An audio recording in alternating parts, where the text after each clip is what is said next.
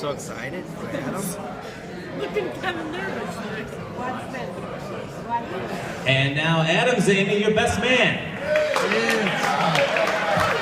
Yeah, Adam.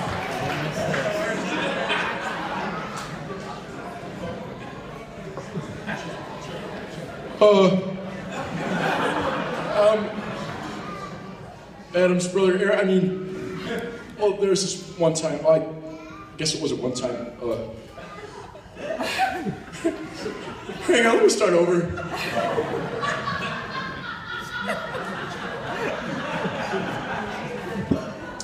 For those of you who don't know, I'm Eric's younger brother, my name's Adam. And growing up, having an older brother like Eric, who is 6 years older than you, is about what like you would expect. He was better than me at everything, he beat me at everything, and he made sure that I knew it. In addition to that, he spent much of his childhood tormenting me, and I spent much of mine being tormented by him. One occasion that really comes to mind, my parents went out to a nice dinner downtown, and they left the three of us home alone, my brother, my sister Lee, and myself. And it was pretty chaotic when they left the three of us home alone, but we knew, no matter what happened, don't call mom and dad and interrupt their dinner unless it was an emergency. So while they're out to dinner, my mom gets a call from me. I'm hysterically crying. She says, hello. I say, Mom, am I 7 or am I 8? Because I know that I'm 8 years old. And Eric's telling me that I'm 7. Lee is agreeing with you. My mom says, Adam, put Eric on the phone. I give my brother the phone. He says, what, Mom? Come on, you know I was just kidding. Needless to say, we got in a ton of trouble that night. I think that as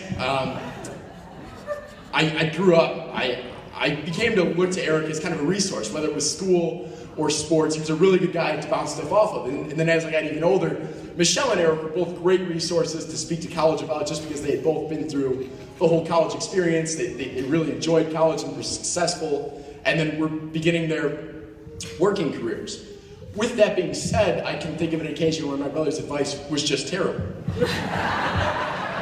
I was a senior in high school, and I was asleep, napping on our couch in the living room, and this big galoot came up from the basement. He saw a defenseless target. He ambushed me. We start wrestling on the couch. I look down at my knee, and it's gushing blood. I kick him off of me. I'm like, dude, look at my knee. He goes, huh, it's quite a gash you got there. I'm like, yeah, dude, I think I gotta get this stitched up. Like, we should go to the hospital. Nah, I think you're all right. So I hobble on into the kitchen, and I soak through a paper towel, and then, like, a half roll of paper towels. And he comes back up from the basement, and he goes, well, that thing's really bleeding, huh? Like, yeah, man, like, let's go get this stitched up. He looks at it again. Nah, I think you're all right. My mom comes home about 2 minutes later. She takes one look at it and says, Adam, there's no way that heals without stitches. Let's go get that stitched up. So 7 stitches later, Dr. Eric really gave me a bump steer on that one. I think that one commonality that I've seen with my brother from the time that we were much younger with kids in the neighborhood, or his friends in high school or college, and even now in the working world, is that people who meet him, they see him as so genuine and so likable, and that's because he is. So it's no surprise that about a month ago, he comes down to visit me at school, and he meets a lot of my teammates and roommates, and right away I can tell that they like him. And then he comes to one of my soccer games, and after that we go to a bar. And I'm on the other side of the bar, and one of my roommates leans over to him and says, hey, Eric, you know, after getting to know you a little bit, I can tell that you and Adam are a lot alike. And my brother says, well, if by a lot alike you mean I'm a more intelligent, better looking, more athletic version, then yeah, I guess you could say we're a lot alike. And normally I'd have something to say about that. But on a night like tonight, when he managed to get a girl as incredible as Michelle to agree to marry him, I can't say I disagree. So here's a toast to many, many love and fun-filled years.